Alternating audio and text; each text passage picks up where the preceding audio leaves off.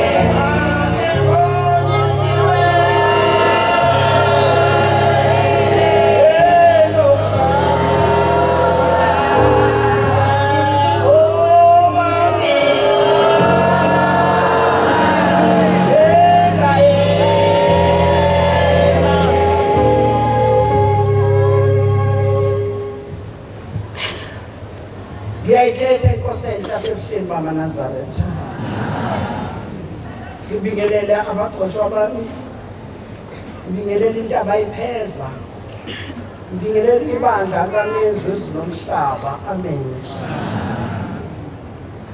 Manazaretha amahle uthi umshumayeli wethu, siyabonga mshumayeli kuba nawe wathi sakugcina baba. Ake sisikhumbule ukuthi siyabonga ubusukhona. Bantwana abahlaba sezulwini uthi umshumayeli ngena nje. Yazi ngiphume ngiyilolonge kakhulu into namhlanje. Ukwenza short indlela zami ngiyigeza ngoba umphakosa nomshumayeli omkhulu kakhulu. Kodwa ke ngiyabonga ukuthi umshumayeli ageze izintsha ngoba khona ibhodo zophaka emini. Uthi bayacela umshumayeli ugeze izintsha ke mina ngisukumela ugeze izintsha bantwana. Amen. Bantwana abahlaba sezulwini. Indawo kaNkulunkulu inkulu. Ayifani noma usuka ukhuluma uhlezi lapha ngaphandle. Kodwa mase kuthiwa yenza ukuthi kuba kusha. Kodwa ngiyasicalela ke ngalomzuzu njengoba sengigoqile lapha phambi kwamakholwa. Ngicela uNkulunkulu unyazo ezulwini ngipha amazwi amabili amathathu ezokhuluma phambi kwabantwana bonyazi. Kuthi nabakiyitranziswa khona lapha egane khona nabo bangembathe bangiphe izwi eqondileyo zokwakha abantwana bakaNkulunkulu. Amen. Manazaretha amahle uthi umshumayeli wethu uthi lezi insuku esikuzo insuku enkulu kakhulu. Ngiyabonga mshumayeli ngoba bese kuney'nyanganyana uthi mawufika lezi insuku uma sekuyahanjwa kuyo emhlanganweni mhlawumbe kuyokuJanuwari mhlawumbe kuyokuJulayi sibe ney'vakashi baba phakathi kwaleli khaya lingabe satholakala ithuba. Kodwa ngiyabonga namhlanje umshumayeli uthe noma zikhona ivakashi kodwa libe khona leli thuba. Ngoba leli thuba sizothi basifika nje kusasa ebuhleni sihlangane nalo bekhuluma abashumayeli. Besitshela ukuthi sonke njengoba sila siphuma emathempeleni sikhokheliwe ushakashwa abafundisi ebuhleni. Kube iphutha kabani ukuthi bakhona nje kodwa zange bayithole inkokhelo. Kodwa namhlanje uthi umshumayeli ibe khona inkokhelo phakathi kwaleli khaya. Akukuningi-ke umshumayeli aqondene nakho ukuthi ngikhulume mina. Cha. Kodwa uqonde nokuthi nje asikhumbuzane bangcwele. Uqonde nokusho ngoba silapha nje asikhumbuzane.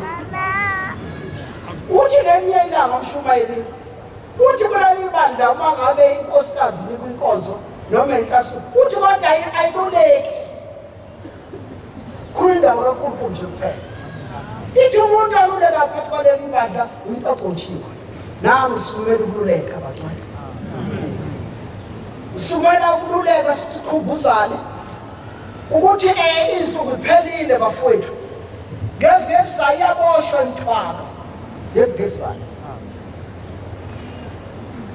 Abaningi bazobe bebike emakhayeni abo. Ngoba kwenzeka ukuthi uzophuma ubike namhla ngoba usuphethe umthwalo isikwama. Kodwa ubika kusenamalanga ukuthi lena ngethile nina basekuthini ngiyacela sambeni sendaweni ethile. Ukhuluma emsamo wakini laba abafanele ukukhuluma. Ngoba umsamo uthi akhuluma noma ubani nami ngasi kanjani. Kodwa lo ufanele ukukhuluma bese ecela emsamo. Uthi lena ngethile siyahamba sekusingelo kaNkulunkulu. Sicela ukuthi sambeni noma sekuthini. Awukhulumi soba sikhamba ngesandla. Entweni usuzohamba khona manje. Uthi kamshumayeli kulezi insuku esikuzo bangcwele. Izwi ezinjalo ukuthi nomunye akhumbule ukuthi uyangena umkhosi omkhulu wasebuhleni. La uNkulunkulu asibizele khona. La uNkulunkulu oyosigeza khona. Asisusa amakhizane emsimbeni. Ngisho ukuthi ke bangcwele bafowethu badadewethu nengane zethu amakhosazana lehlasuthi. Omunye nomunye njengoba lapha abizwa ngomunye umuntu. Kodwa umuntu nomuntu okhipha lo uNkulunkulu nedlozi lakubo. Uthe bese kule ndawo bazosikhoza abezobakhozela. Namhlanje bese siyaphuma semzini engcwele. Sizocela nje ingilosi kulethempeli ukuthi masiphuma kulethempeli ihambe nathi. Singafiki phakathi komsi kaNkulunkulu sezokuphambeka. Isho njani indaba kaNkulunkulu? Lenyanga njengoba siseqala ngeyi-1 kobe kwenza umdedele ngolwesibili ebuhleni bantwana. Kuyobe kwenza umdedele emzini kaNkulunkulu wasebuhleni. Lapho yobusa usikhipha kuyo yonke into. Zonke izinto ebekade sizidla sizoyigcina mhla kwesikhumbuzo. Sizofuka nje sesikhumbuzweni. Umuntu useyilungiselela ukuthi manje masiphusaba sokwenza umdedele. Uthiwa la ekhaya isinkwa abantwana kuthiwa hliwa. Into nje enembilisi la ekhaya ngale nyanga esiqalayo ngolwesibili sobe sehlukana nembilisi. Into nje ebilisikwa basayidla. Ukhona indaba engimangazeke mhlawumbe saba phansi siye eKenani. Uma uthi uyahamba endleleni ukuthola inkosikazi ihleli iphuza amahewu. Bantwana abahewa uphuzwa la ekhaya. Uma ngale inkosi ibhekisa phezulu igogo lemahewu. Uyibuza iphetha uNkulunkulu amlokhu uyaphi ukuzaphuza amahewu bantwana waleli bandla. Awaphuza amahewu la ekhaya bantwana. Nesibani nakuthiwa inkukhu asidliwa. Yazi ngeqiniso eliphelele bangahliwa. Uthi ubaba kithi lapho kwaSipiya esesensukwini esehlabekile. Uthi bamnwanga ngeke kusinde njengoba ngigula ngoba lifikile inyanga isulu wathi Sipiya kuhle inkukhu. Hayi sasidla ngempela bantwana. Wathi kuhle inkukhu leli bantu kuhle inkukhu mayigula kasindi. Yes bantwana. Ayidliwe inkukhu la ekhaya. Ishalo ukuthi ke lapho inkukhu lesesikhumbuzo ukuthi asikhumbuzane namhlanje udoba siyakulowa umusi yini nalo kwehlukane nayo. Ithi nasemakameni ethu mayesesihlale khona ukuthi uNkulunkulu namhlanje ngeyi-1 soke sibe khona i-off. Hayi uthi iphaza ziyavalwa ngolukuzana ngolwesibili. Akekho umshumela ozothengisa ngolukuzana ngoJulayi. Iphaza ziyavalwa. Bakhuluma ngephaza abanye bazazi iphaza. Kodwa banganazi iphaza badunyelwe ngoba bona bathanda noma kusiphi isitolo. Kodwa ngoJulayi ziyavalwa iphaza bantwana ngoba siphambi kaNkulunkulu. Sizodumisa uNkulunkulu. Sihamba nemndeni yethu. Sayiqelethe uNkulunkulu akasiza sikukhona. Yes, lephendle emshumeni besiphathwa lethempeli. Besihlangene lapha namakhono kule thempeli. Ukhona kwenziwa umshumeni kodwa ngibona uthando. Amen. Yonke imisebenzi enziwa ngiyayibona isetshenziswa kodwa khona ngiyibonile umshumeni uthando bekukhona. Amen. Abantwana bayekhamba bebambene ngendlela. Amen. Ukhona nababuya kwamanye amathempeli kodwa bafika baba imbumba wabafika thina abalekha sibabele. Amen. Umshumeni lethi nofonela baba umtshente ukuthumelele nezithombe ebezenzeka phakathi kwalethempeli. Uyabona basikathela sinento bekade siyiyo ngesabatha ephelele. Asizoya emsini kaNkulunkulu engcwele. Amen. Sifike sidumise uNkulunkulu sinalo lothandela ukolele ulapha. Bantwana abahle basesibini ushembe uNkulunkulu ushembe uyasithanda. Amen. Nathi basithanda uNkulunkulu ngoba uyasithanda. Ithe inkosikazi yakwaManteyu ngapha ngakithi eMthuba. Ithi mayisihambile emhlabeni. Ithi athi mayifika emazulwini ithi yafica inyanga isulu. Uthi yayisithi inyanga isulu kuyo. Yayisithi phenduka ubhekela. Uthi wabona ibhodi enkulu ibhodi efana nje ne-TV osubona i-TV. Inkosikazi kwaManteyu uMamtheko. Uthi wathi bayibheka le bhodi uthi wasethiwa kafunde. Uthi wathi bayifunda zangabona lutho elibhaliwe. Uthi yayisithi inkosi kuyo inyanga isikuye. Mathethwe igama lakho alikho lapha libhalwanga.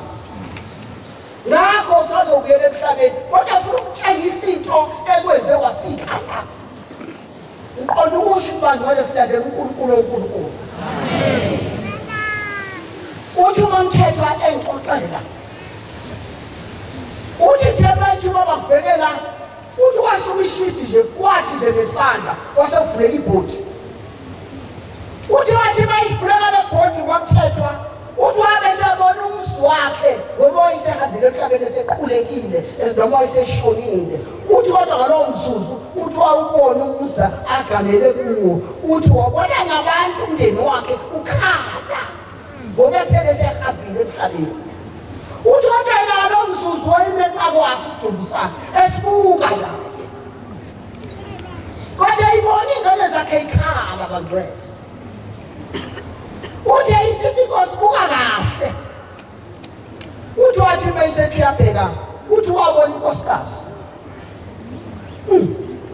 ngizokhuluma leli gama bese bethi abanye awu njengoba kuthiwa zuma amadoda akane njalo uyobekwe nje wazosho njalo ngisho manje amadoda ethu afuna ugana uzobekwe nje cha wawuyileyo nkosikazi enomoya omubi hayi konke uthi umthetho wambona umnakwabo basibali banyamazi nami uthi wabona efika esuka emnyango eyithela lento eyithela wayeyithela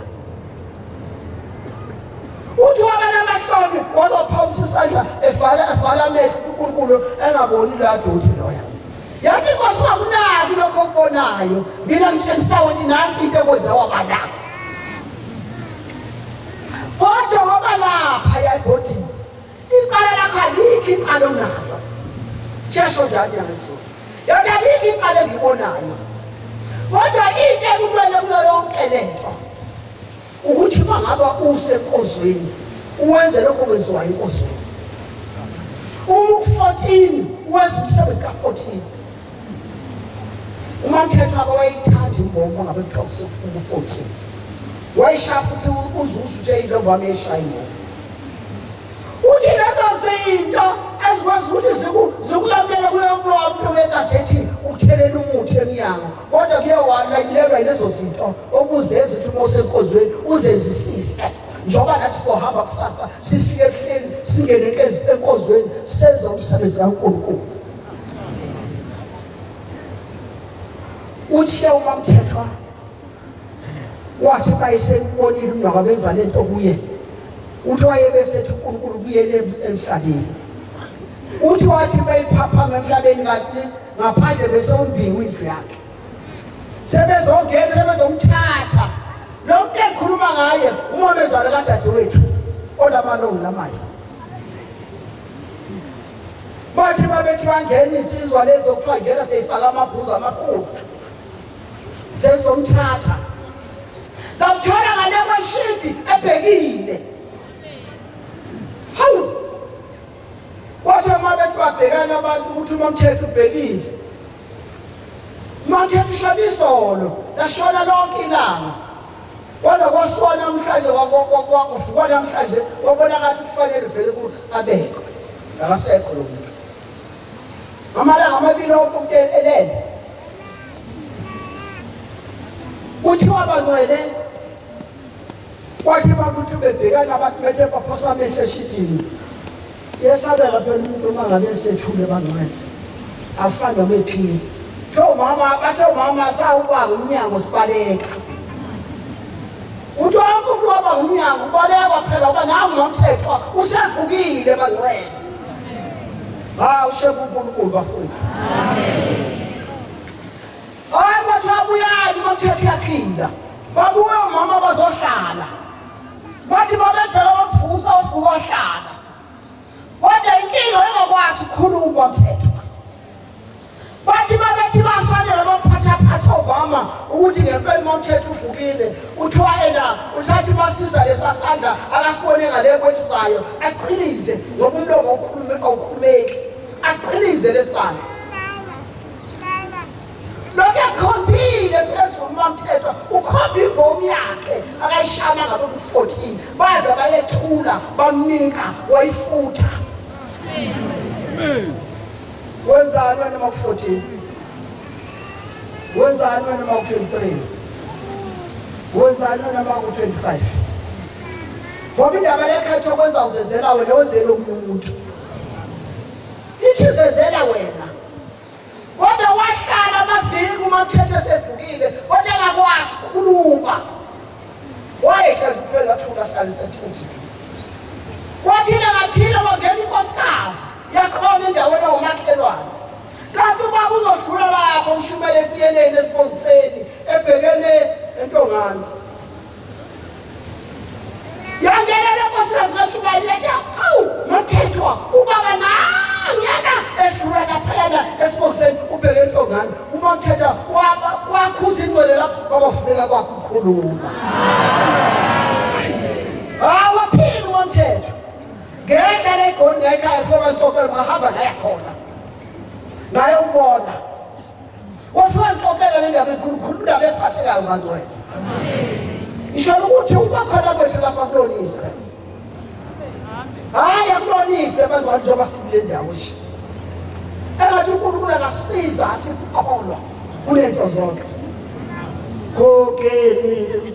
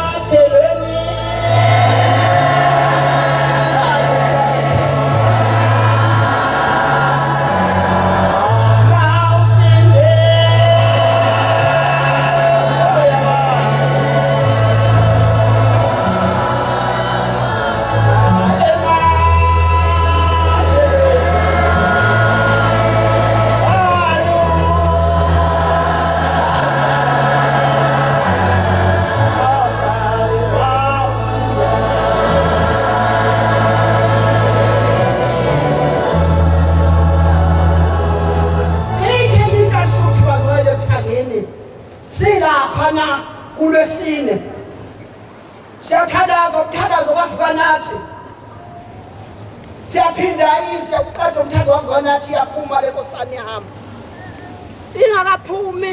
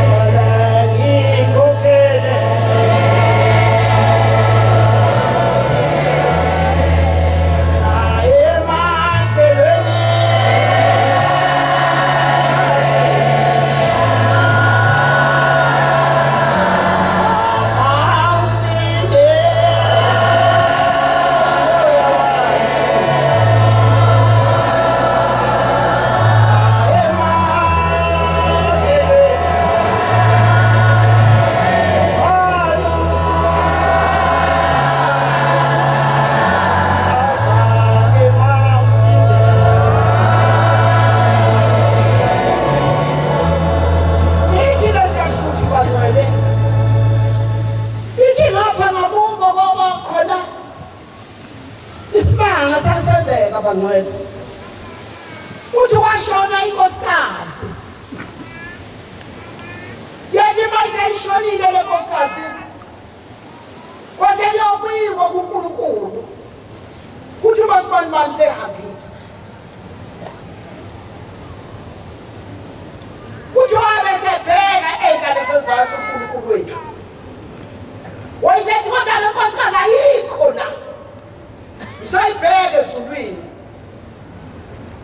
uthi wathi mayibe esulwini uNkulunkulu uthi unyazi wezulu wathi inkosikazi ayikho esulwini uthi uNkulunkulu sazake ngihambe ngiyokufuna u14 ukuthi khona yini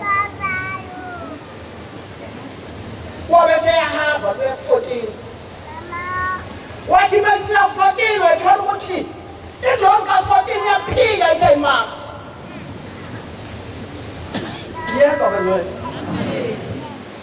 uthi uNkulunkulu wethu uthi wabe seyokufuna kulwesine uthi yafika ngolwesine indosi yaphika yathi hayi akekho la indosi yomuntu ayipha uNkulunkulu bongena emazini ehlala nawe ihambe nawe igadile ngesikhathi emzuzu uthi wabesethi uNkulunkulu hayi akayingesabatheni kambe zomthola esabatheni njengoba siyafika indosi yasiyama nje lapha wasiyangena umshumayeli waleka waseyimemeza khona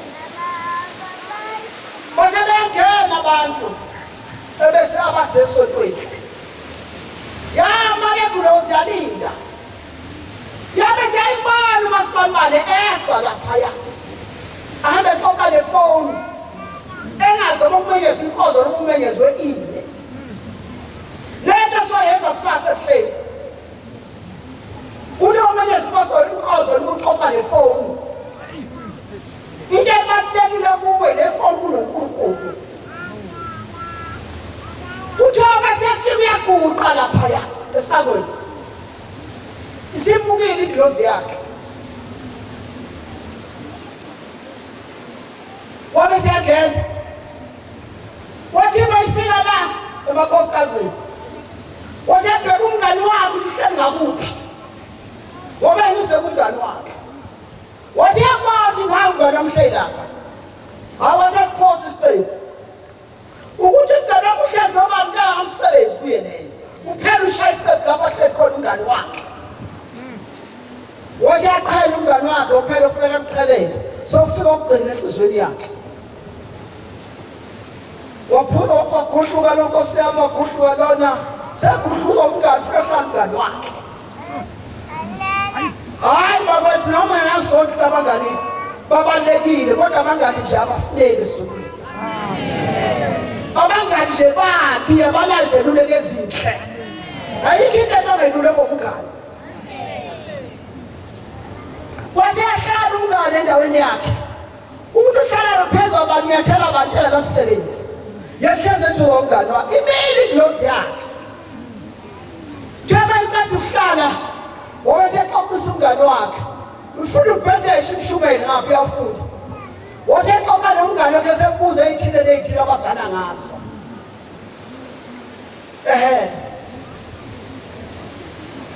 cha mayiqeda lapho wasekhuluma ifoni khona lapha kozwe into enzeka kwamanje ke hayi ngiyayibona le ntshubeni into enzeka namanje la ithempeleni hayi yenzeka kaba namshuba kungona lapha ngakubo kimi labhubha ngapha iqiniso lihle unena hlala umntana iphone uyashuka awende ukurekhoda le nkulumo yakho uthumela lapha asebenzela khona angasi kodwa nje xoxa le phone makhathala ngefaqoqa nomngani wakhe hayi bangwena hayi bafowethu kodwa ingane khona lapha indosi yabe sayisayina ukuthi bekade engekho nasesabatheni wathi abuya uNkulunkulu indosi simele uNkulunkulu nasesabatheni ngitholile ukuthi isenza khe lipi yesithande mhlawumbe sika 25 athi igama lami kade lilihle kodwa ngilone nina hayi igama lami kade lilihle kodwa ngisone nina isho ukuthi bangcwele ngathi namhlanje la umuntu ebezoshintsha ukwenza uqola ukuthi lapha yakhona emsini engcwele uSikaNkulunkulu akukhona kwakho lapho uhambe khona ngamahlombe uhlale ngendlela oyifunayo lapho uSikaNkulunkulu usebenza siyela lapho ukuthi sivuke siyenkonzweni mawuthiwa uthanda zakho uhambe emthandazweni mawuthiwa uvuka nathi uhambe emvuka nathi maqeda ngaphandle kosetshenzwa yomsebenzi siyele emsini kaNkulunkulu ngoba siyofuna indlela yokuya ekhaya nenzela wena lapha nje utshala ukhula kondlela yakho kodwa uNkulunkulu nasiza sikukhona yayithi indaba kaShebe masa uhadwa sokunje umkhumbuzo unyakaza sekusinywe emzini engcwele uthi umuntu nomntaka keginqi itshe sehlizweni mase siyathi ngankulu ukuthi umuntu nomuntu akasondele umphathi wakhe ahlaluke ngoba nakusiza ukuphi umthwalo uhambe emzini kaNkulunkulu kodwa ngemuva ungakhulumisani osibanibani ishe stratini wakhela buso ukhotha isiqephu lapha bebekhabela ngamafasitela obheka uthi uyakholwa uthi esontweni yini nje into ekholwayo usha wena usha abakhalana bakho usha abakhalana bakho nala enkonzweni unabantu bakho wena ongabafuni abadinayo zababozela ukuthi lediye badina njengoba sabane ikoleta ifuneka bangcwele lapha ehleni kokubukela isifo uthi indaba yesifo sibona kathathu yakubo Mwasibona uyedlweni ukoleta abantu edlwana uye unokuqalene nabantu akwenzi lokho kodwa funeka uyilungise wena uthi bakhona itshonana ucela uphatho wakho kuyele eceleni ngenzeka abanye mshukeli bethu umuntu yebo ngiyahamba ngiyafuna ukuhlamba kodwa ngihlambuke kumasibani washo njalo umuntu ngicela abangani bakhe bethi hayi masibani ngiyabona kodwa into yakhe ihamba akawuye lapha wathi ubani wathi khona lapha wathi hayi ungahamba ufuna umuntu angasibona kwenzeke kanjalo abanamanje usaphathekile kodwa ngiyamcela ukuthi uNkulunkulu angamsiza uShebe ngamsiza nje amphe inhliziyo yomntwana ngoba akekho umuntu osekomunye umuntu kodwa sonke solusindlela yakhe eya ekhaya uShebe uyazi yonke impilo yethu siphila impilo kodwa umuntu nompifeni kwamakhwapha siyahamba ngamavesi sasemzini wasehleli siyakuwo lokhu sokucela inhlaka nembusiso ukuthi imindeni esihamba nayo singayiqululi mase siphathwa lwamusi nani ingane zethu makhosazana amahle siyanicela uNkulunkulu ukuthi aniphe inhliziyo yokukhosazana siyanicela uNkulunkulu ukuthi manilapha lihlukanise kwasihlukanisa izitho ulapha khona ekhakithi kodwa umzala uNkulunkulu makuthi wahlala esipholo mawuhlezi kumama wakho uhlala nomama kwezimsebenzi wakho ofanele nina ngcono ukuthi ngiyakwazi ukuhlala nomama benu thina wakuthi ushawu 6 bose ungaphakathi isipholo ngoba ungenzanga lokho awuzabathola umthiyane lapha esangweni kodwa ubaba lo wokuthiwa kwashembo wenu uzothi ushuma lesifehle wangashawa ebula lo mshumayeli lo baba lo kodwa ngathi ngenza kwethu izingane zami ngiyanethemba kodwa zange sibe nalo ihlazo ngani manje semsini kaNkulunkulu ngabe nje kuyaqala namhlanje kodwa ngiyanethemba ukuthi azange nikwenze ukuphuma endleleni hlalane emesipholi nezimsebenzi kaNkulunkulu ofanele ningahambi ngetradi nehlale enyuka hambe ninika namadokodo ingayenzi lonto ayenziwa phakathi komzimba kaNkulunkulu ingiloze nembetheyo ingiloze esheshiqunuke kumuntu angayiphethe kahle ngiyanicela ngani zami njengoba ngishilo nangeviki elizayo ukuthi ngalela viki ka-25 niyohlolwa ningene emzini kaNkulunkulu nizethembe ukuthi zintombi nto nizohlolwa ngeviki elizayo ngoba nemzini kaNkulunkulu siyayicelela-ke bafowethu ukuthi umthetho kaShebe umile hhayi awushintshi futhi khumbuleni insizwa eyahamba awucela intombi ithemba intathu ucela intombi yenza into eyayeze umfana esinayile ethempeleni nengimusho ngegama yathi mayibuya bacela lensizwa base kuphuma abazali bakhe bonke ekhaya themba sebebhubhile abazali bayo lensizwa ungasela muntu egcekeni kabubo yayisiqonde kushumayeli yathi baba umshumayeli ngoba akusena umuntu ekhaya bekunengotho samele icelile themba uyothwala umshumayeli isekhaya wathi umshumayeli umthetho kaShebe awusho kanjani wabona ukuthi umshumayeli ukhuliswa ukuthi mhlawumbe yamsonda yini wahamba enkulunkulu wabantu wafika wathi baba iphusho lwabazali ekhaya legodo sengicelile sengicela ukuyithatha ngoyifaka ekhaya uthi ubaba hambe kumshumayeli yahamba isize kumshumayeli baba shumayeli sembe enkulunkulu thakise kuwe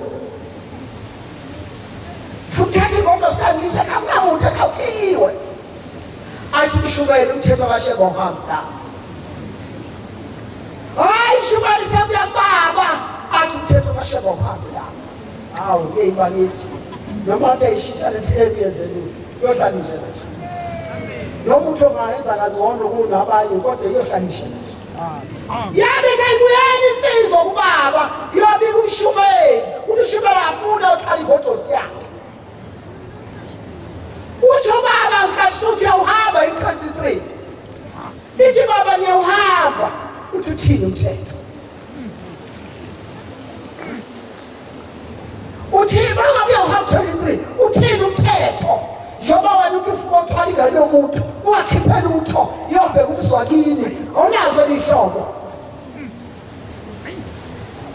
utheni umshumayeli uthe umshumayeli umthetho kabala wathi upheleleke suhamba injalo nje lento yobuyezela utho ohlala nje nje siyacela ukuthi uNkulunkulu asiphe ngaza kwethu khona ayikho into edlula ukhona ngithi mangabe mhlawumbe uNkulunkulu engathola ithuba ngafika ebhobheni makuyizikhumbuzo ngisho ukuthi uNkulunkulu ufuna into eyintathu kumuntu ufuna inhlonipho neqiniso nothando phela lezo zinto ufuna sibe nazo bantwana basezulwini sesiyahamba ngaza kwethu sisemzileni ngcwele sesodla uyifala sezulwini ngoba kuthiwa abantu abahleli kithi esaphuma la emanzini baphila ngezwi siyahamba sokondla labo bantu angazi uma ungaphumelelanga ukhabakho baphila ngani labahlezi kuwe sayiqalela ke bantu nami sewufika lapha uNkulunkulu ebengiphe khona sephelela khona kodwa isiqubulo sami sithi asabe semsini kaNkulunkulu sodla ifa lasezulwini inkosi usemzini